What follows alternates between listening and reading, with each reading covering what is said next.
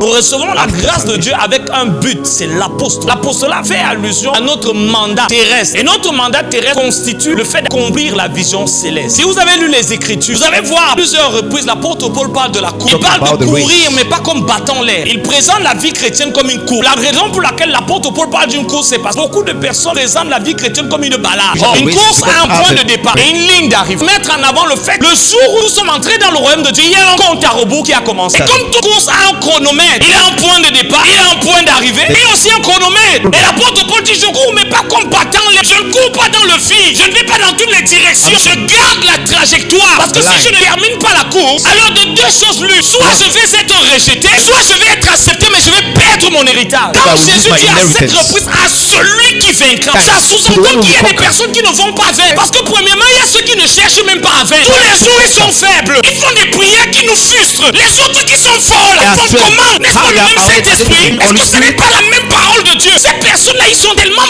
nombreux qu'ils peuvent donner l'impression à la prochaine génération. Le christianisme, c'est une vie de faiblesse où on est toujours en salle de réanimation. Et quand vous voyez des hommes qui, année après année, indépendamment de ce qu'ils traversent, quels que soient les freins et restent spirituellement forts, spirituellement conquérants. Et quand ils vous racontent leur histoire, réalisez qu'ils ont eu des batailles plus grandes que les autres. Ils enlèvent vos excuses. Parce que plus grand le niveau d'un homme, plus grand sont les batailles sur sa vie. Alors si des personnes rendent plus grand avec des batailles plus grandes sont restées performantes, quelle est ton excuse?